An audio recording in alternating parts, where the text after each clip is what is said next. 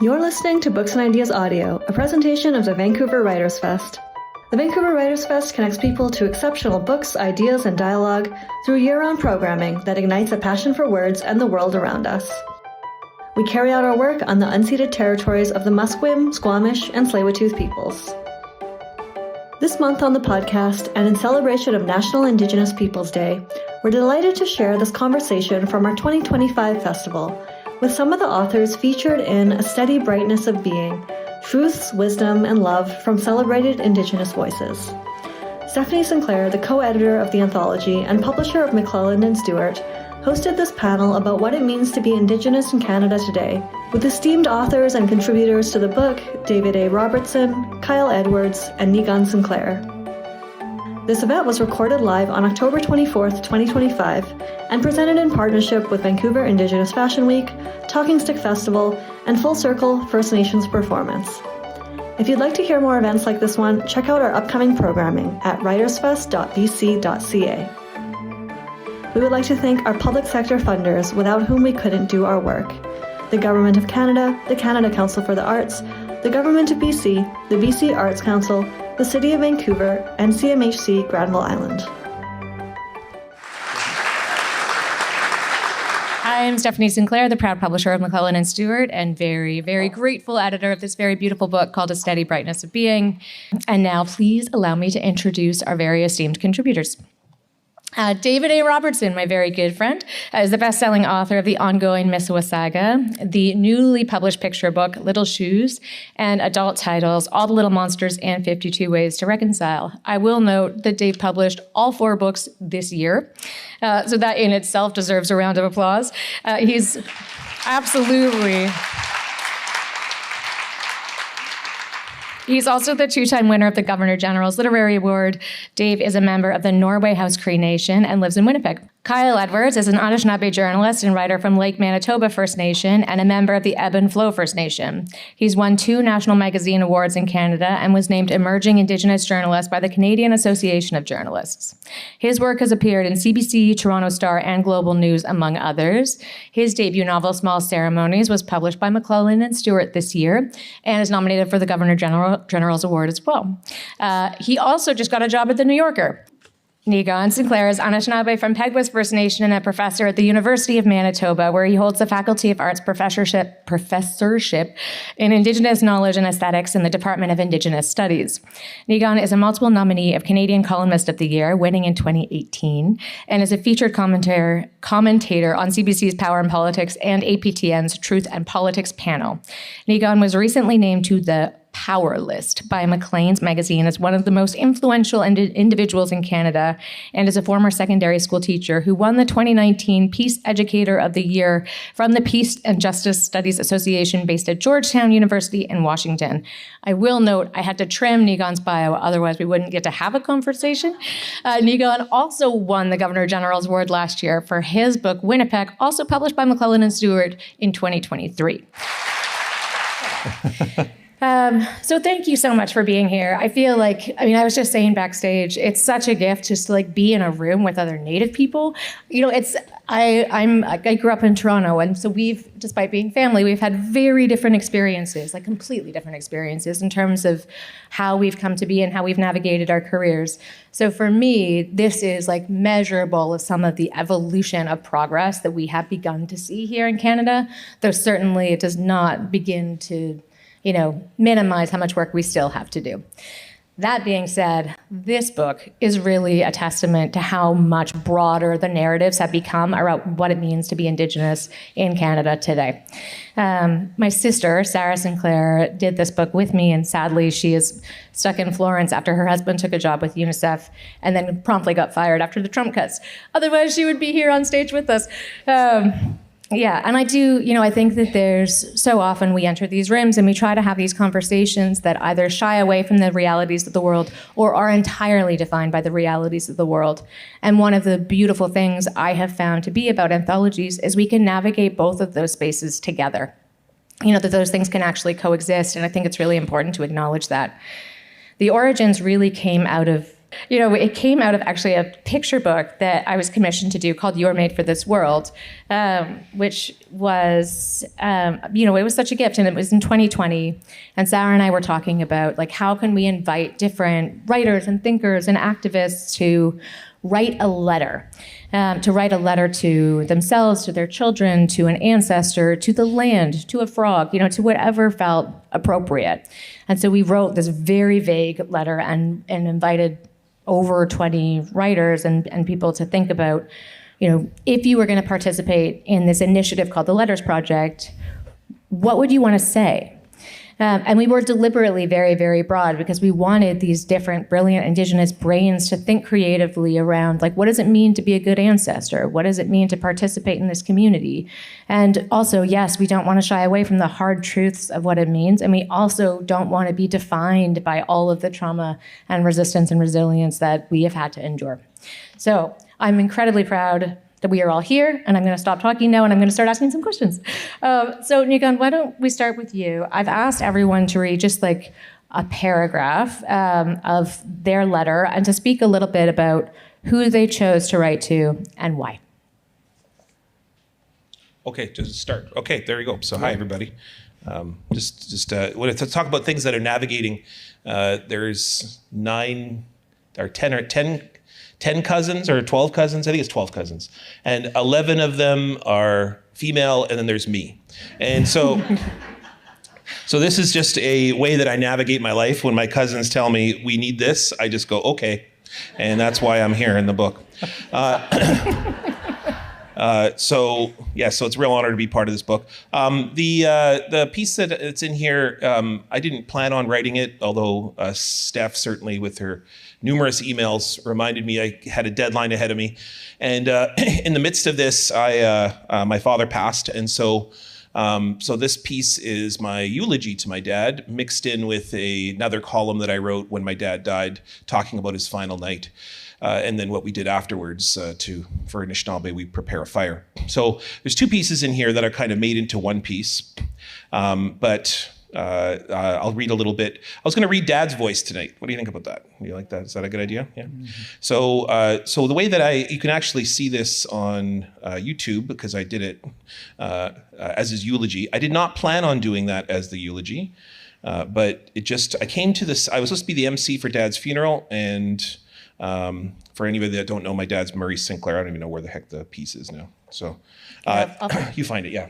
And so Murray Sinclair Ibon, and so most of you probably know commissioner, senator, those kinds of things. And but nobody really knew Dad. And so it was so funny. We're going to do this funeral in this massive hockey arena in Winnipeg, and no one was going to talk about Dad. They're just going to talk about a bunch of things that Canada kept taking from him and demanding him to do. And so I just literally sat there backstage and wrote this, because I went it's pretty terrible that we're not going to talk about who he really is, as opposed to just sort of define him by what Canada kept demanding from him.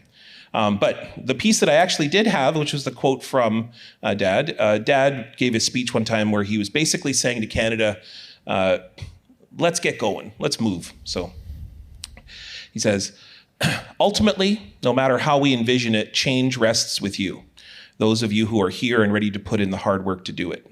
For change to happen, though, you have to commit personally, those of you who think this is important to see this will happen.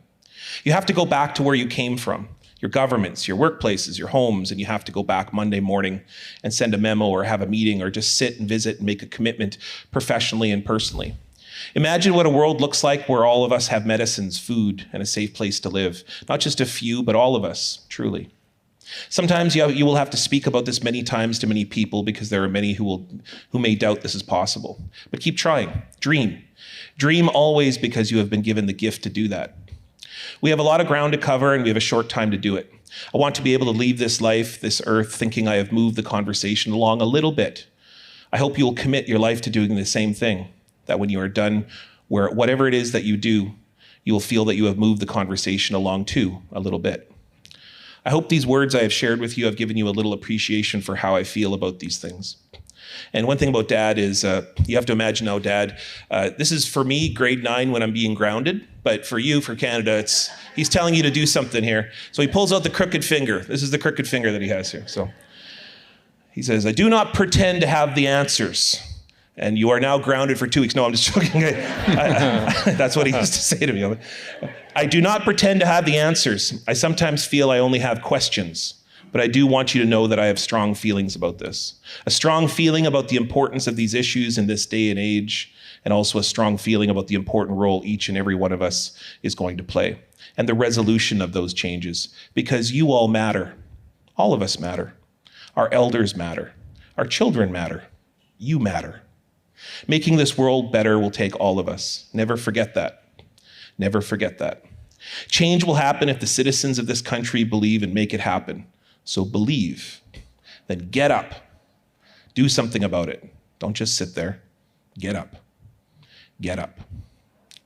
So that's Dad there, so miigwech. Hey.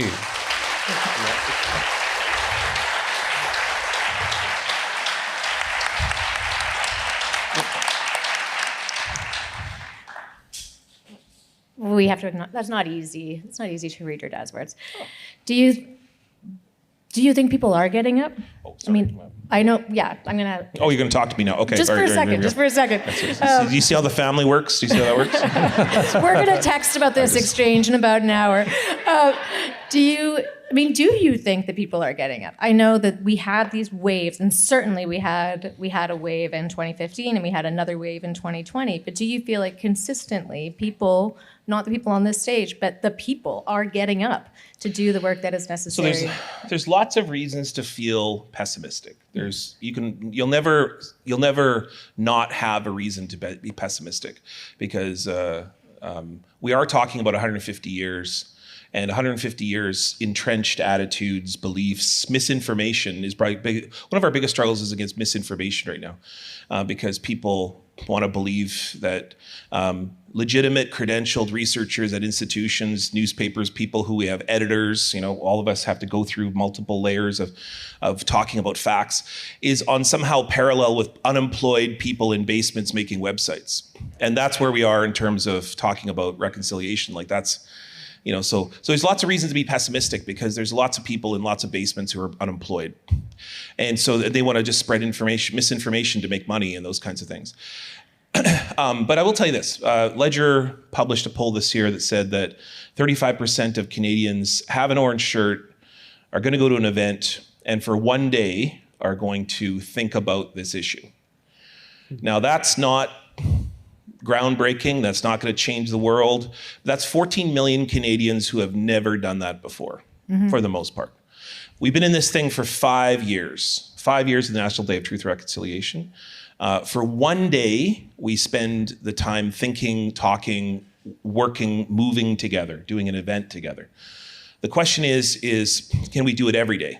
Because this country doesn't believe that every child matters, but we do on one day. And so if we can extend that, that's our goal. That's our call. That's what Dad's saying in the book is we gotta. So do I see change? Yeah, absolutely. Yeah. But there's much more steps to take. So. Dave, I want to ask you the same question, because Dave, I don't know why I'm saying Dave Robertson, everybody, published 52 Weeks to Reconcile. And we are debating right now if it's 17 or 18 weeks consistently on the bestseller list. And I think that's because oftentimes when we think about getting up and doing the work, sometimes people just don't know what to do. And so I do think having this incredibly attainable handbook has been helpful, but you also talk a lot to kids. So do you feel like, people applies also to tiny people. So do you feel like the change is measurable? Excuse me.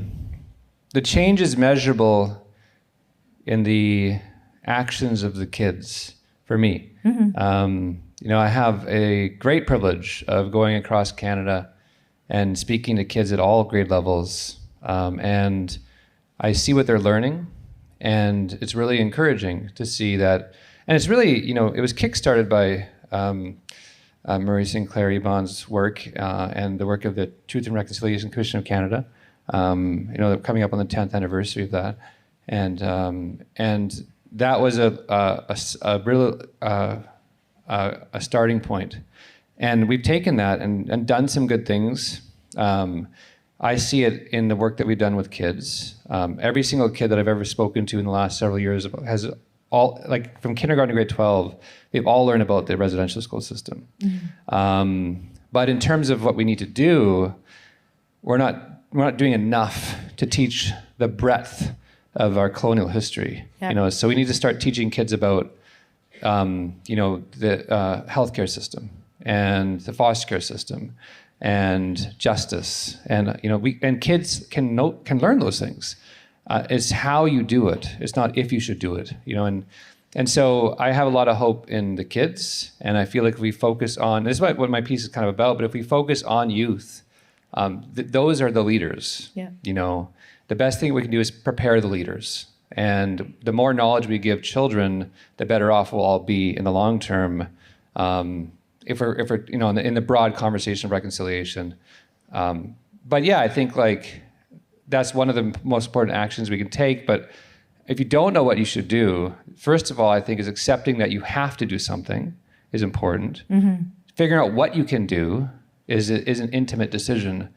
This book, 52 Ways, is just a guide to get people started, because there is a feeling like it's this amorphous thing. It's like, what do I even do for this? And I feel like sometimes if you get a bit of a jump start, or someone walking with you for a little bit, then you get an idea of the things you can do because you ought to do. Thank you for that. I wasn't even meaning to do this, but now that we're on this topic, I feel like before asking you to read, Kyle, I would love to hear, because you're the only person who really has visibility on what's happening in the U.S. in terms of Indigenous representation and advocacy. And sometimes it does feel like the Indigenous space in the States, we're like in that 1% other category on the pie graph, and there's no space for us to even be identified at all. I can't see you, so I'm just going to lean forward. But yeah, I mean, what do you feel like there's any progress in the U.S. in terms of Indigenous representation? Have you experienced it since moving there? I mean, a little bit. I think there is more of the federal government before Trump kickstarted this campaign to excavate boarding school reservations. But I mean, the U.S. is a whole different beast. There is no exposure. There is a lot more exposure in terms of Indigenous issues and Indigenous life in Canada than there is in the United States. But I think people maybe forget sometimes how much the issues actually go across border too. Yeah. I have a friend, I was recently living in Los Angeles, and we may or may not be friends still after I had to say this, but she works as a lawyer for Netflix in Los Angeles, and we were at the gym one time, this was recently, and she asked me, how big of a deal is National Truth and Reconciliation Day in Canada? And I was like, I think it's a pretty big deal. And she was like, and I was like, why do you ask? And she's like, because our employees in Canada are asking for it to be a day off for them. Yeah. And we are not letting them do that. And I thought that was really interesting, that it sort of opened my eyes a little bit to how these issues are very transnational and how much relation Canada and the US have just in terms of workers and how it impacts these, I guess, corporate environments. But yeah, does that answer your question? Yeah. And honestly, I think that's still a challenge here too. I mean, hopefully I still have a job after saying this. Is this being recorded? I think it is. But September 30th is off for Penguin Random House Canada. Yeah. And I don't know if that's the right thing. Like, I don't know. I mean, Dave and I did a panel at the office on the Friday ahead, which felt like meaningful and impactful. But then afterwards, I was talking to my boss about it, and I was like, why didn't we do that on the 30th? Like, why then is everyone taking that day off? Because certainly I know, like, I work in a very close group of people who I adore and I respect, and I don't think that they were utilizing all that time in the right way. So, in that sense, I just feel like we need to frame the conversation even just around September 30th differently than, like, also the fact that people feel like it's even okay to ask that question. Anyway. I'm going to stop, because that could go down like a really dangerous rabbit hole here, and I don't want to get fired. So why don't we ask you to read, please? Sure. Yeah. So this piece is called Braids. It's dedicated to my little brother who's 9 years old. I don't know how many of you have been, well, let me just start by saying there was a time when Native children couldn't have long hair. And as a young boy, I had long hair. And then when I grew up when I got a little bit older, I cut it very short just because of things that were being said to me or alluded to about my hair. And but today I feel like it's very different. So when I go watch my little brother in Winnipeg play hockey with his teammates, it's really beautiful to see how many of those little boys and girls have long braids down their back. And I was really inspired by that. And I think it takes a lot of courage, especially for these young kids. And so this is to him.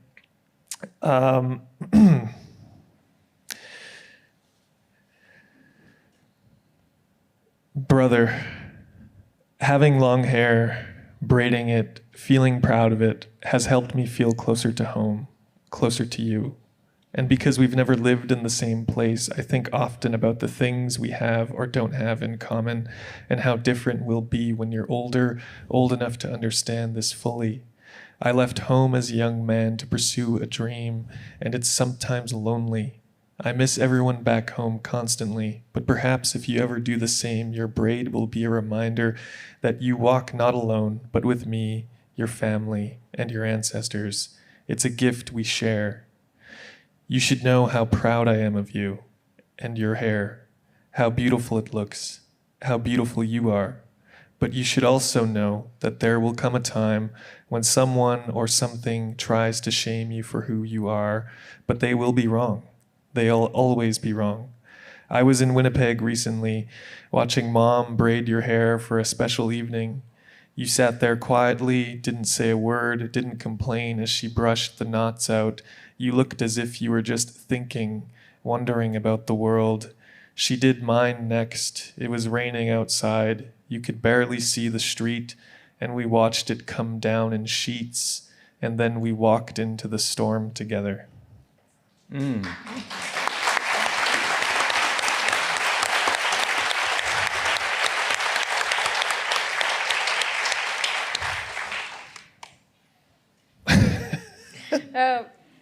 I mean, I think on some levels that speaks to a certain extent about what we were just talking about, just in terms of the difference between you and your brother. And your age difference isn't that big, but you've had such different experiences. We've had much different lives. Yes, he actually goes to an Ojibwe school in Winnipeg where he speaks Ojibwe on a daily basis in math class and social studies. Like they do it. I never had that, especially when I lived in Winnipeg, and especially when I lived on the res, when like my schools couldn't afford teachers and I had to be migrated to a nearby town.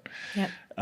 So it's lovely to see that change, but you know, as these two beside me have alluded to, there's a lot to do. Yeah, absolutely. And I think that some of what your piece is so beautiful, and it takes me right into small ceremonies, and some of the challenges that you yourself have had in Winnipeg and that many young people in Winnipeg continue to have. So could I ask you to speak a little bit about how your own personal experience has informed how you approached small ceremonies and how you wrote there about brotherhood in particular? Yeah, I think small ceremonies is a bit, I mean, it's all made up, but like it's a bit drawn from personal experience. But I mean, okay. So it's set in Winnipeg in the North End. And I mentioned this in another talk. I wanted Winnipeg and the North End to feel true to me, to feel factually true. There are many facts in the piece that are drawn from personal experience or just drawn from certain political moments over the past 10 to 15 years. But I don't think that's enough when it comes to fiction. I feel like for me, I want it to be spiritually true as well. I think those things have to work together in harmony, and spiritually true as in like emotionally, this is how I feel about a place. And I think it brings out a certain truth that you can't, as a journalist, that you can't really find in nonfiction. Yeah. Yeah. Thank you. Thank you Yeah. for sharing. Dave, could I ask you to read a little bit? Sure. A lot of my work is influenced by my father. I think we have that in common, Niigaan.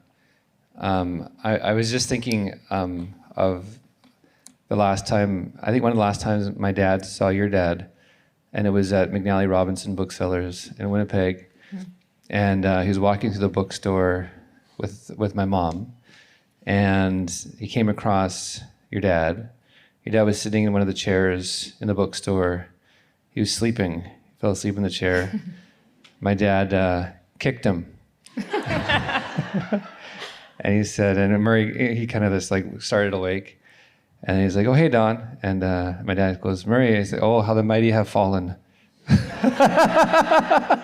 He was doing that. That was like the one place he could be just away from all of us. Yeah. They removed those chairs, by the way. They don't have those chairs. I know they did. They're very comfortable chairs.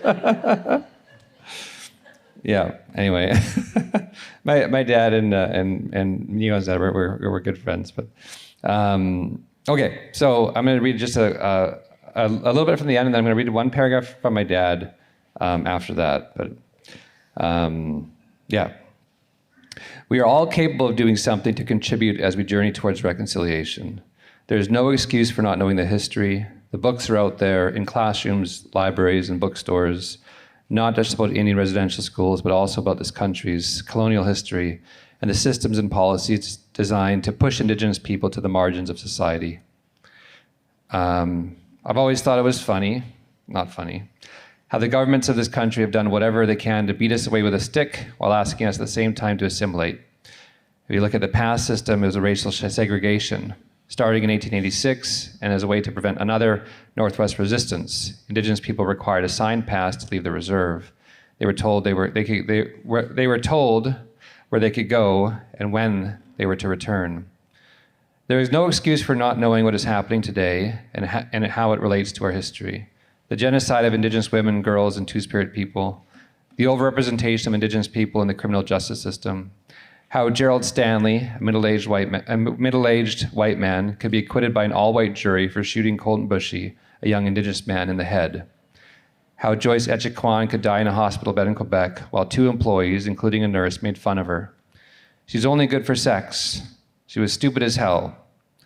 That there are more Indigenous children in foster care system today than those in Indian residential schools at their peak. Our children make up almost 60% of all children in care. There is an inextricable link between the past and the present. Knowing the past and understanding that link gives us the ability to improve how things are today and tomorrow. Whatever is in your capacity to do, you ought to do. Teach yourself, teach a child, and watch how the country changes. And then I just want to read one thing that my dad, I want a direct quote from my dad, because he's a really big influence on everything that I do. And I was interviewing him for my memoir, Blackwater, and it was a real gift because he died that year after I was interviewing him for a week or two about his life. And near the end of the interview, he just said this to me. And he said, in terms of looking at the future, we, as the upcoming grandparents, have a responsibility to look at 7 generations from where we are and to look into the future. We want to look back and see what happened. We want to experience what's happening here and now, but we want to look forward to the future and develop a vision that will help, give us hope, and give young people hope in terms of what it is they want to look forward to.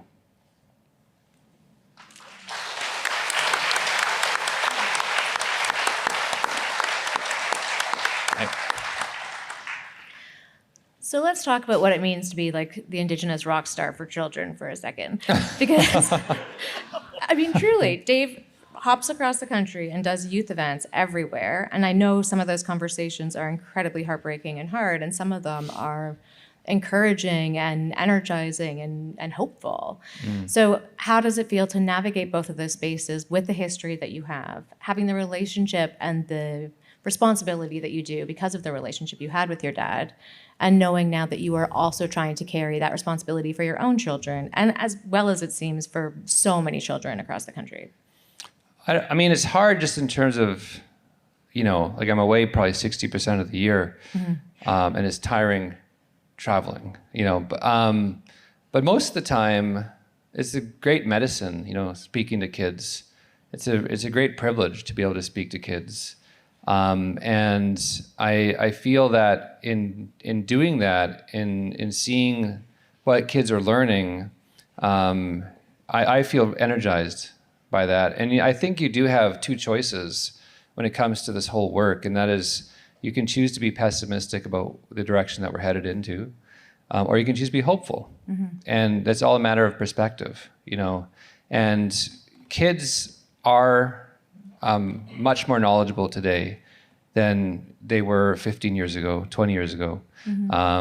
And they are not only the leaders of tomorrow, but they're also the ones who are going to stitch our communities back together. Yeah. I really believe that. I think that the answer to reconciliation is in community building. And we do have, can't see you, but you do have like this incredible diversity in our communities. Yep. I think we're a community here today too. We build community wherever you are. And the most effective thing that we can do is take time to visit. Yep. And to listen to each other, to learn from each other. What that does is it gives us two things. It first teaches us that even though we have these differences, understanding leads to respect. Yeah. For those differences. And it's such a simple thing. We're all, and that's the second thing. We're all people. Like, we're all human beings. Yeah. I never understood why we have these profound and violent disagreements because of these ideological differences, cultural differences between us. Our differences make us a stronger community. And I think so much about I use this analogy a lot recently about braiding. And I think community is a braid. We have all these different strands that are individually a little weaker. But when you kind of weave us all together, we're this incredibly strong thing. And I don't know why we don't do that more often. I think it's interesting to think about how we weave together as communities and also how we weave together in terms of language, because there is such divide, I think, in Canada and in the US. And Kyle, I'm going to ask you if you can speak to this a little bit. But like, if we identify as Indigenous, can we also be Canadian? If you identify as Indigenous, can you call yourself an American? If you would want to call yourself an American, I don't know, that's a different question. But like, can those things coexist? And for me, as someone who thinks in letters and in terms of like publishing and storytelling in that community, which is the only community that I know that I can contribute to make any inch forward in terms of change, there's still such divide. There's Indigenous literature, there's Canadian literature. Can those things in fact, when they do coexist, mostly peacefully, but can they be the same thing? Is that even possible? For me, that's the question. But even just as a person, do you feel like, do you identify as an Indigenous Canadian, or do you identify as Indigenous or as an American? I do identify as Indigenous Canadian, but I also know that, like, it's not so much that I'm proud of being Cree. Yeah. I want to be proud of being Canadian, and I think that aspirationally, that's the perspective, and I think back on, Canada 150, and all the celebrations that we're doing, and how we were spending so much money on all these celebrations. I thought, man, it would be great if we could give that money to give all the communities clean drinking water, or something like that. But I feel like that celebration should have been more like, what can we become, not what we are. Totally. Yeah. Niigaan, do you feel like that has changed for you in the last year? I'm putting you on the spot, I know. No, sorry. I feel like Kyle was set up. Yeah. Oh, is that for Kyle? To go. Yeah, sorry. I'm so sorry, Go Kyle. ahead, Kyle. Was I supposed to? I don't know. She called on you before, but if you're fine, just pass on. I heard my name a couple times. Yeah. Well, now I'm thinking about Canada and US, and I'm sorry, Elamine, I feel like I'm going to steal one of your questions for this afternoon. But like, just thinking about, we see you. This guy. And over the last year, there has been this like swell of Canadian pride, whether we call it patriotism or nationalism, that has been true. So, and I think there are all these jokes all over these festival stages. And Kyle, I don't know if you got the chance to see any of them yesterday, but the Americans are like, I'm just going to stay. Like they don't truly like slinking down in their seats. And so I'm curious, just like as someone who's Canadian, who's Indigenous, who lives in the US, and I'm coming back to you, but do you think that that you've seen that in your experiences moving from LA to New York, where I imagine the climate is also slightly different in many ways, but like for you, how does it change how you identify? Well, I'm also American. I'm a dual citizen. Sorry. Yep. Sorry, guys. But I definitely identify as Anishinaabe. I don't identify as Canadian or American, even though I hold both passports. For the simple reason that, like, I think that's just kind of how I was raised a little bit. My family, so the border is just this sort of arbitrary construction. It's essentially imaginary, and for long stretches of my childhood, that's what it felt like to me. Is I could go. My family would travel across the border anytime we wanted. There was no show your passport type thing. Sometimes we showed our status card, sometimes we didn't. So that's how I identify. That's what I believe, and I think for a lot of Indigenous people in the United States, that is pretty similar as well. Like the people will often refer to themselves as citizens of the Navajo Nation or Cherokee Nation or Potawatomi or whatever it is, and so that just feels right to me personally. I think everybody's different. In addition to that, I don't know. I can only speak for my family during the whole the Trump stuff, but I think I saw my family not necessarily being proud of being Canadian or showing patriotism and only buying Canadian goods, but sort of like they opposed this evil that they saw and didn't want to contribute to that. Yeah. Niigaan, who, let's think about Winnipeg, because you guys are all from Winnipeg. Do you feel like they're just thinking about community and identity and Canadian pride? You wrote about Winnipeg being sort of this microcosm for the rest of Canada. And do you feel like in the wake of everything that's currently happening and in defense of Canada having the right to exist, do you feel like you would do anything differently about how you talk about Winnipeg now? Well, okay, so clearly Winnipeg is not about the city. Winnipeg's about the ecology. Yep. It's about the watershed. So it's not about a city or even a province. It's about all the territory that then ends up in the Lake Winnipeg. So it's good, bad, great, ugly. That's shampoo on your hair, pig fertilizer, oil fracking projects. Like everything ends up in the center of the continent. And so there's a reason that we are the first province post-Confederation, that we are the first treaty, and we have been at this the longest. We've been dealing with the most amount of brutality, but we've also had the most amount of figuring out how to deal with that brutality and resistance and undermining and remaking. And and it's not to say that we have all the answers. We've certainly made more mistakes. Probably we just have to look at, who's in the landfills, who's in the child welfare system, who's in the jails. We have many, many mistakes in where I come from. But what I will say is that we have this pretty remarkable, this is a good example of the sort of artistic expression that is in the center. There is a vision that comes from the center, which is embodied in Premier Canoe, not certainly for the NDP, but just in this kind of interesting experiment that we are trying of what would it really be like if we said all of us matter and all of us have opportunity and all of us can make mistakes and still become the premier. So we're trying something in Manitoba that is pretty remarkable. It's never been seen before. And then on top of that, we're just trying to sort of figure out, it's not perfect, but all the rest of the stuff's not working.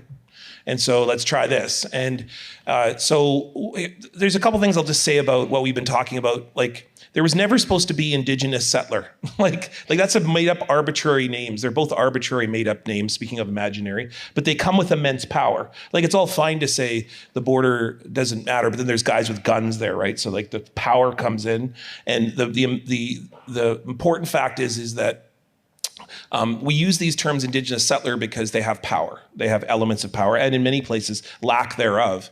And so it's not to say that we shouldn't have these terms, but the original vision of treaty was that our children would marry. And then what are they at the end?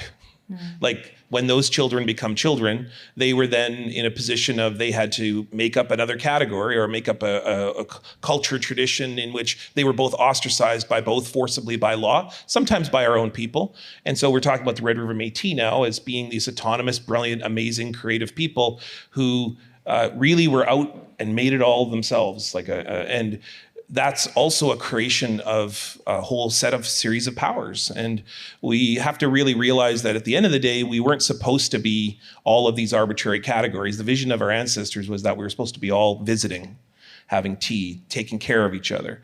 And while that's never come to fruition, or maybe we see glimpses of it on September 30th or whenever else we decide to say that everyone matters. Because I don't think it's just about Indigenous peoples. I think we do have certain moments where we do unify. I do believe that there is kind of a sense of unity when we feel endangered. It happened during the War of 1812, and it also happened when Trump decides that he's going to turn us into the 51st state. These kinds of interesting moments where we come together, but then who taught us that? Here's a hint, not British or French people, right? Like when the British and French people came to our territory, they showed up in October in Manitoba. Like, how stupid do you have to be? October would be the worst month to show up because you'd have hope. Like, January would be the nightmare. You'd never show up in January because you'd just be dead right away. So all the settlers showed up in October, and they said, well, we're not going to live with you. We want to make our own fort, and you got to come to our fort to trade and only speak English or French. Just like when Cartier claimed all the land or Columbus claimed all the land. Like, there was no let's work together business. We were the people who were like, you look a little scurvied up, you should have some birch tea. And so I'm going to borrow that term now. Well, just we're the people who are come by the fire. And then eventually that becomes multiculturalism, democracy, healthcare. We invented all those ideas. Those are not invented by British or French people. Yeah. They learned them when they came here. They learned, we sat in a circle, everybody got to have a say. That's free speech. That came from Indigenous peoples. And so soon enough, I guess what we have to realize is that we are fundamentally all influenced. Every one of your identities, including my own, starts with chapter 1, which is our relationships with Indigenous peoples, whether it's where you live or how you live or where you go or the money that you make. Everything is deeply embedded in our relationships. It's that we are in deep denial about it. Yeah. But a part of what happened with that settler colonialism was that the nations were then divided, right, and prohibited and controlled and contained, which then made it harder to do anything proactive in terms of reconciliation or just autonomy and governance. Last night, I had the gift of talking to someone from New Zealand who was saying, and we were talking about how New Zealand is a century ahead, but they also have the advantage of being small, and it's one language. So, how much does our geography play a part in all of this? And to bring it back to the book, because I feel like I could have this conversation for much longer, but I do want to bring it back to the book. I think a part of the gift of bringing community together in Canada and working against that geography is actually to invite different voices and different nations and different experiences in to explore what it all means. Because really, none of us know. None of us has an answer. We've got theories, we've got histories, we've got systems, we've got questions, but don't you think we're all on this learning curve together? And now we all just need to acknowledge that none of us know what we're doing, right? And to stop claiming that we do. Or that we can come up with it together. I do think we actually know what we're doing. We have templates. We have visiting. We have, for example, they plopped the border right in the middle of our nation, right? So we're both Anishinaabe. Yeah. And, but we made it work anyways. Like we didn't like go, oh, well, I guess we're never going to talk to our relatives again, or we're never going to go down to Turtle Mountain and do Medellin anymore. Like we didn't say Go that. to the casino. Or go to the casino, that's right. Traditional use and occupancy right there. Like we didn't just, sit in the corner and cry. We did something about it. Like we stood up. We like Dad says, just get up, like just keep going. So clearly we are in unprecedented, like we've never done this before. We've only been doing this for 5 years, 10 years of the TRC, and go back to the Royal Commission on Aboriginal Peoples. 30 years since that. Like we've never done any of this before. So we are without a net, we're without a template, but we have lots of examples where we've had tons of success. And so we can build off those ideas, and Indigenous peoples are always at the center of those ideas, but also newcomers. The newcomers have lots of amazing, brilliant ideas too. Yep. It's not that newcomers just sat there and said, oh, we're just gonna make a feudal system based on a king. Well, I guess maybe they're trying that now, but here's the thing is we made a democracy with free speech based in multiculturalism. So the newcomers learned, and then they added their own stuff. And they went, oh, this is all part of a big grand project called Kanata, an Indigenous word which means the village, right? So it doesn't mean pipeline or leave people behind or forget about people. It means everybody matters here. And so that's what we tell ourselves. So let's actually make it, I think that's my cue that I forgot the iPad backstage for the. Oh, thank you.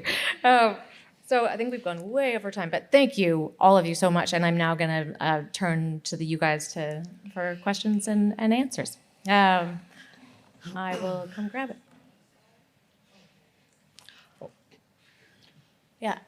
And I've been in this room a couple of times this week. People can also put up their hands and we can generally hear if you have a question. I'm grateful for this new technology while I wait to learn what I'm doing. Thank you so much. You never gave me my flavor shot in my water, Niigaan, just saying. I forgot about Speaking of community. Backstage, Niigaan put something in his water that looked like whiskey. And so we were all like, is this what you do at 9 in the morning? I put a blackberry flavor shot in my water. It was He came in with a water bottle. So He's like, I just needed more water. I do. I just needed a shot in my water. We were like, what kind of shot are you? I don't even know where that came from. You are all jealous is what you are. I do think it's interesting that the three of you are from central Canada while we're waiting for other questions. Do you feel like Winnipeg has changed? Because to me, it feels like Talking about the city? Yeah. I think... every day there's a reason that APTN chose Winnipeg, not Toronto, to be the center of Indigenous media in the continent. Mm-hmm. There's a reason that all the major announcements, solutions, and I'm not even talking about Winnipeg anymore. I'm talking about Northwest Ontario, Manitoba, Saskatchewan, parts of Alberta, definitely parts of BC here. My column that I'm writing for the Winnipeg Free Press is we're looking right now at the situation in Richmond and the Cowichan decision as being this really interesting moment where we're going to learn something from what you're doing, good, bad, great, ugly, because we ourselves have this massive land claim right smack dab in the richest area of Winnipeg called the Noweo Dana project, the Kapiung Barracks, former Kapiung Barracks. Mm-hmm. So I think there's something interesting that's happening. Anyway, so I'll just... But there's also gas stations, right? They're around the city, right? That are part of urban, a couple of gas urban stations. reserves. Yeah, urban so that comes from Saskatoon. That's where we get all our free gas from. Saskatoon, free gas, not free gas. No, don't perpetuate stereotypes here. Not helpful, Robertson. Okay. We have urban reserves. I'm gonna bring this question to you because you've written a lot about this. Okay, do you have strategies for non-Indigenous people when confronting residential school denialism that is on the rise? So here's my method for residential school denialism. First of all, it's just a couple loud people sitting in a basement making websites. Yeah. Mm-hmm. So that's the first thing you got to know, is that we're not talking about some national explosion here. You just happen to see a few of them because they're crowdsourcing. They're trying to make money off it. And the more clickbaits that they get, the more money that they can make, the more they can sue the university for being banned. And they actually don't carry through the lawsuit, but they run a crowdfunding campaign. They can raise $10,000. That's how they live because they're unemployed. They've been fired. And so first of all, just know that. look at the credentials of the individual. That's all you really got to know. Yeah. And then look at the work that they're using. And then on top of that, realize that there are, I can't just go around say anything that I want without there being several editors, without there being peer review process, without being a whole bunch of my sisters and cousins who will kick my ass if I say something that is completely outlandish, crazy, without a basis in reality. And my rule is that it's all fine. I don't want to criminalize any free speech. I don't think that's a good way that anyone should go. My position is people are free to argue that gravity doesn't exist. I just don't want them operating a plane. Yeah. Yeah. That's the perfect day. We should all stop them from operating a plane. Yep. And they're free to say gravity doesn't exist. Like, you could go yell fire in a crowded theater as much as you want, but none of us have to listen to it. Yeah. We don't have to follow what they have to say. That's how I feel about that. But there are I think it's important. I was talking about that in the little piece I read. There's irrefutable truth about what happened in the history of this country. Yeah. The irrefutable truth of the Indian residential school system is there. And there's the denialism of, you're right, that sometimes the smallest people have the loudest voices. Yes. And you choose who you want to listen to, and I think that most people are listening to the truth, the stories. And I see that in the kids. I see that in teachers too. And I we don't have to recap the history, but it's there, and it's there to learn from. And you want to read an article by Barb Kay, or you want to read a book by Niigaan, or talk to your kids about it. They'll teach you all about the school system. Well, this is, I think, the perfect segue to this question, Dave. How do you feel about the public school system teaching Indigenous knowledge to older teens? What was that again? Sorry? How would you feel about the public school system teaching Indigenous knowledge to older teens? I'm going to insert a tiny comment here. I have noticed that both Dave and Niigaan get a lot of school opportunities in Ontario, and it's usually the Catholic school board who kind of That's just recent though. Public schools were on board for a decade before that, and then Kamloops, and then boom, all the Catholic schools because I think that generally they sort of woke up to the issue, said, "Oh, this is important." But definitely Catholics now these days. Yeah. Can I just add something real quick about please. this whole thing about truth? I think we are seeing an erosion of truth, and I don't think it's enough to just dismiss people typing from their basements. I think you can look across the border south of us. The Democratic Party is having a sort of crisis moment of reflection for being too nice, for not pushing back on false claims and false histories. And so I think, yes, these people are small and they can carry a lot of weight behind what they're saying, but it's important to not challenge that. Yeah. Do you think though it's what my approach has been? That's a really good point. Of course, because that can misinformation can catch fire. Of course. Do you think though that, and I've struggled with this a lot, is it better to address the fact the person is arguing gravity doesn't exist, or the people that they're trying to convince that gravity doesn't exist? And as an example, we're going to say that residential schools produced harm. If that's we're going to say that's the fact. And they say that didn't produce harm. It actually was a wonderful, excellent system. Then is it better to encounter that, or is it better to talk to and educate the people around them, or the country, or whatever, the larger community? Can you imagine a world where, I agree with you, Kyle, where you could respond to those denialists and say, please come on the stage and let's talk about it. But the reality is they won't say yes. So because they're they definitely will say yes because they want to be beside you. They want to be legitimate. That hasn't been my experience. My experience is that they want to dump their opinions and their denialism onto the internet, where they don't then have to. There's no accountability to their thinking. They're just trying to influence other people without ever having to actually participate in a hard conversation themselves. And so I think that in my mind and what I try to do, what I try to convince the writers that I work with to do, or the thinkers that I work with to do, is to invite people into that conversation, because that is holding accountability, right? And saying okay, let's talk about that. But 90% of the time, no one will respond. Yeah, I think, like you were saying, I think educating the people around them is probably safest bet. I don't know if you're going to get denialists on stage. Well, I can tell you, we just had a denialist at the University of Manitoba.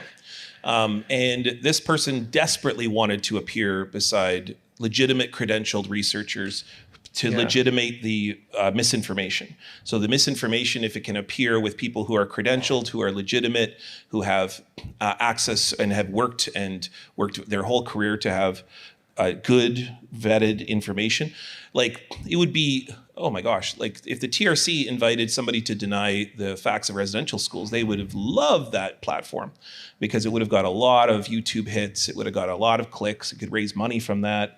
So absolutely, I think you engage it. My approach has been to engage the argument overall by the ideas and not the individual. But I also think what you're saying is completely right around the Democratic Party. I think that we have lots to learn from that example, and that. I'd love to hear more about what you think the solution is for the states right now. Because is it to get more aggressive? Is it like the Gavin Newsom thing and just I feel like that might be a slightly unfair question. I don't think Kyle's going to have this. I'm really curious though, because maybe we'll talk about this backstage. Because I'm so curious about what the approach is when this is where my campaign begins. Yes, I agree. Nominate. I motion. No, okay. So just to quickly follow up on that. Politicians, talking about people getting on stage and arguing these things, so many politicians, both in Canada, the United States, one of them has orange skin. They are denialists themselves in many cases, and they are conspiracy theorists, and they are happy and willing to get on these stages and spout misinformation, right? Yeah.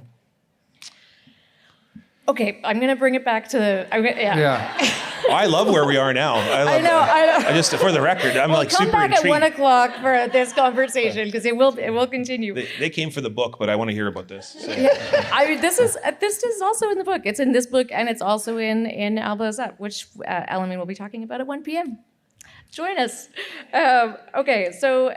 One of the questions here that I love is what are your favorite ways to build genuine community and bring together and participate in diverse voices in an authentic daily way? And for me, this is that. I realize these questions are for you guys, and I'm going to take this one. I really do think that it's that to me is community. I grew up with my immediate family where we weren't allowed to ask questions. I didn't have community. I didn't have access to culture or language. We've, again, totally different lives. And I found community when I started to work with Indigenous writers. And I started to learn what it actually meant for me. And I'm still learning, and I still have a whole lot of questions that we will also talk about backstage. But I do think that for me, this is bringing people together. The anthologies are bringing people together. I think people are very afraid of the word anthology, and that's why we've avoided it for A Steady Brightness of Being, and for You Are Made for This World, and for Elbows Up. Because it somehow intellectualizes things and makes it less about a feeling. When I think about bringing people together, it is about community, yes, in terms of who we live with, who we talk to, who we share a stage with, but it is also who we can retreat to at the end of the day. Anyway, what do you think? Who, me? Yeah. I think you're right. I think community is everywhere, and I said this before, but it's here. It's on every school I visit, every assembly I speak to, every classroom I visit, every teacher conference I speak at, and I do think that 95% of Canadians are incredible people, and they want to know how to do things. They want to learn, and you see that borne out. In the community is also readership. So you see that borne out in Steady Brightness of Being. It opened I think number 2 in Canada when it came out. You Were Waiting for This World has been number 2 for weeks. For kids literature. 52 Ways to Reconcile was number 1 in Canada for the last couple of weeks after September 30th. Yeah. It's so we want to learn, and what I think we have to do is recognize that the change is not going to happen overnight. It's not a sprint. It's a marathon. And so we have to be patient and know that, my father told me one day, he thought he did things properly in his career, but he wouldn't see the fruits of it until after he was dead. The change wouldn't happen until he was gone, because it takes that much time. And so not to be discouraged with how slow the progress might seem, but to know that if we do the work, we'll get there eventually, I think is an important thing to keep in mind. And every little conversation that we have, every book that we write, gets us a little bit closer to where we want to get to. Yeah. And I really believe that. Maybe I sound like an eternal optimist, and I guess that I am. But again, like, you have a choice, and I speak to tens of thousands of kids every year. And that's a great privilege to be able to hear that and see that. And if you focus on the right things, and you focus on doing the proper things, then I do think that we're heading in the right direction. I think that we should feel hopeful about the future, even though, like, the government does little. We followed through with how many recommendations of 94? 14, 15, 14, maybe? yeah. Right? To keep it in the family, my dad, Douglas Sinclair, runs an organization called Indigenous Watchdog, which actually tracks the federal government progress against every single call to action on a weekly basis. Yeah, and Murray was also involved with Alvin Hamilton, the Aboriginal Justice Inquiry. Very few recommendations have been followed through for that too. Yeah. But the point is that it's not government policy is not going to achieve reconciliation. No. It's going to be the people. And it's going to be the teachers. Exactly. And the kids. There's so many questions here from the teachers. Yeah. It's a movement of the people. People. I mean, Dave and I did a youth event yesterday, and Dave thanked the teachers, and it was like a room full of 9-year-olds who like basically jumped out of their seats to thank their teachers. It was the sweetest thing. It was wonderful. Most important and hardest job in this country. Absolutely. Teachers. Absolutely. Yeah. But I do think that, yes. Yeah. Yeah. I think so. I mean, even based on all levels of education, from like what I see for my own kids in the elementary school that they're at through to high schools and universities, it's incredibly hard, I'm discovering, to actually like get into that system. And there's like several questions in here, but how do you decolonize education? And I think it's through books. And I know that for me, figuring out how and I'm one person, but how I can get the books that I think would be helpful in your classrooms to you, because I can see that there are many teachers here.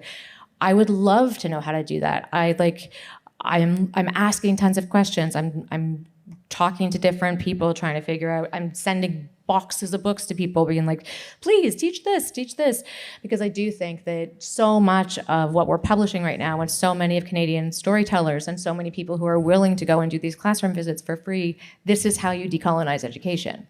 And I've been, I'm very, very eager to answer that question, and I wish I had an answer for you. Other than that, like reach out to me, reach out to Dave, reach out to Kyle. I'm Kyle's publisher, so I can say this. I'll send you Kyle's book, and you can teach it. Because I think that it really does come down to books. You have to buy the book, though. It's like pretty violent. I'll send a desk copy. Yeah. There's a lot of bad words in it. That's okay. That's okay. We're all grown-ups. The kids are brave. And, let's think grade 11 and 12 and university. There's a question here about Kanata. Thank you, Alameen, for the plug. Appreciate it.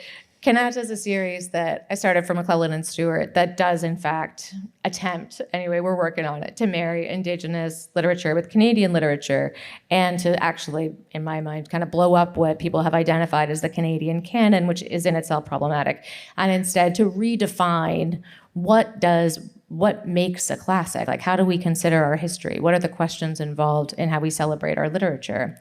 And initially, I was attached for years to calling it Bindigan. And Niigaan, who's on the advisory board, was like, you can't do that. No one's going to know how to say it. Or how to spell it, or both. And it was true. So Niigaan named it Kanata. So thank you for that. Yep. Okay. Yep. But Way to go, Niigaan. But I do think it is through initiatives like that, and certainly, like, I'm not the only person doing them, that I think that we can begin to decolonize education. Okay, so there's a lot of love being given for this birth of, or fostering of, or whatever.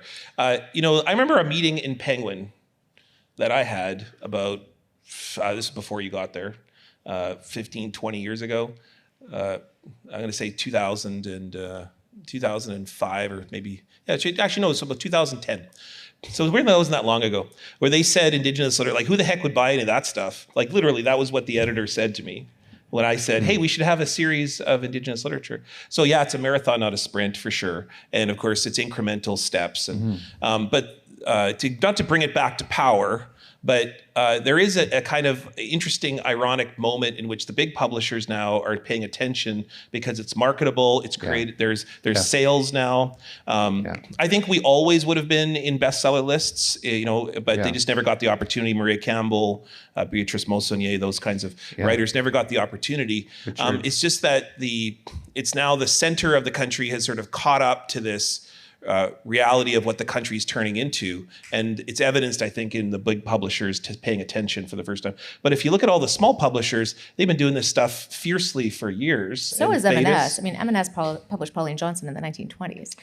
Okay, all right. I mean, I'm ready for this argument. I'm gonna not argue with you because you did publish my book. Okay, but but I'm just gonna say that, like, I just think that in the exact meeting that I had with Penguin was like that none of this stuff is marketable. This would never get an audience. This is a niche little part. And your question before, I'm sad we didn't get to it. I'm just going to address it now, which is you said you're talking about bringing Canadian literature and Indigenous literature. There is no Canadian literature without Indigenous literature. Canadian literature is the branch. Indigenous literature is the tree. Geez, I wonder where I got that from. But it's, that's my thesis supervisor said that. I have to give Craig Womack the credit for that. It's enabled things to happen today that would never have happened even 10 years ago. Yeah. Like I started an imprint with Penguin, and it's an imprint. It's the first of its kind of a major publishing house in Canadian history, and it's for children, and it's all Indigenous writers, all Indigenous artists. It never would have happened 10 years ago, And all we had to do was go to Penguin, Casey, Kristen Cochran, and just be like, we want to do this imprint, and she was like, yep. Let's do it. Well, now you could do that. Now, that's what I mean. Now we can do that, but that shows progress in what we can do as opposed to what we were doing. And I think that progress is important. Yeah. Because there is a momentum. Yeah. And we have to celebrate the progress in order to endure everything else. We are way over time, so there are so many amazing questions here, and now I feel like I want to host a summit for all of us to continue this conversation. It's a dangerous thing that I just said. Let's close with the book question. What would you recommend reading right now, or what are you reading right now? Everyone has to answer that one. Kyle, let's start with you. I'm reading I'm reading an older book by Jim Welch, The Death of Jim Loney. That's now. a good one. That's a good one. Really love it. He makes fun of Cree people a lot. What? Yeah. It's very, very niche. I feel really targeted right now. There is two of us. I don't know. I was trying to think of what I'm reading. I just read a lot of news, just endless news. Every single thing I read seems to be about Doug Ford these days. And so because I'm constantly... See, the thing about being on Power and Politics is every week we talk about Doug Ford. It's like the national media panel, but it's really Doug Ford panel. So we talk about Doug Ford all the time. But I am reading the biography on Pierre Poilievre. So... That is what's it not called what again? I was expecting you to say. I can't remember the title of it, but I was reading it the other day. I bought it when I was out in Ottawa. It was it's extremely interesting about the sort of the coalition that's formed within the right in the country. So very fascinating. And so I don't know, that got a lot of jeers in the audience, but I'm telling you that it is very educational. I really enjoyed that. I really enjoyed it. So, Baby Wavy? Yeah, I was thinking about two Rage Against the Machine songs. I don't know. I was just thinking about them. And what are you reading? No. One of them is you should listen to "Take the Power Back," Rage Against the Machine. The other one is no, it's not. Anyway, I'm reading submissions. That's what I mostly read is submissions. Yeah. So more than 50% of my reading is submissions I get in for the imprint. But it's great. Like it's so exciting because we get all these submissions in from aspirational, established, new Indigenous writers, and we're booked up now to like 2030, and it's amazing. But I see all these amazing stories, incredible stories, even the ones that we reject, we also direct, and I think that's really important. But yeah, it's great. So I just read unpublished work mostly. Yeah. Sorry, the book's called Ripper: The Making of Pierre Poilievre by Mark Bory. It's an excellent book. It's really good. I'm going to have a very different recommendation, and I'm also going to plug M&S's future books, because it is hard to read for pleasure at the moment. You read 52 Ways? Is that what you're going to say? Is it? I think a lot of people have read 52 Ways. I'm currently reading Dawn Walker's second draft of her memoir, which will be published next fall, which is not entirely about her personal narrative because she's not allowed to talk about it. But Dawn Walker was a comic novelist, a Cree Indigenous comic novelist who disappeared 2 years ago from the prairies and was presumed dead right before the Stephen Leacock Award, and then suddenly was arrested in Portland, Oregon with her son, and charged in both the Canadian and American federal systems with kidnapping, forgery of documents, and various other things. But in fact, she was trying to escape a domestic abuse situation, and she'd filed over 16 complaints with the RCMP, who did absolutely nothing to help her. And she has been sued by her ex-husband, I think, over 30 times, lost custody of her son. And this is not the story she can tell. She's not allowed to tell that story, but I can. Instead, she's writing about her experience through the various institutions in the US and in Canada, and the difference. And she actually found the Canadian prison system is much, much worse, which I was really, really shocked about. So it's been an education for me and a privilege to work with Dawn. And yeah, so I'm reading that. And then on a different note, I'm also reading Katlia Lafferty's Book of Knowledge about the Dene people, which M&S is publishing in the spring, which is an incredibly beautiful look at an Indigenous way of ecology and climate sustainability. It is very smart. It is hopeful. And again, I think one of the questions in here that I think we could spend a whole day talking about is how do we actually integrate Indigenous knowledge keepers into classrooms. And again, I think that more and more you're going to see, writers visiting classrooms who have that knowledge and who can share that knowledge, not sacred knowledge, but, important knowledge that will in fact be the only way that we will survive as a planet. And that is a terrible way to end this conversation. I'm sorry. Yep. Books are for sale in the lobby, everybody. Thank you so much. Thanks. Good job. You have been listening to Books and Ideas Audio, a presentation of the Vancouver Writers Fest. To hear more events like this one and view our upcoming events, visit our website at writersfest.bc.ca.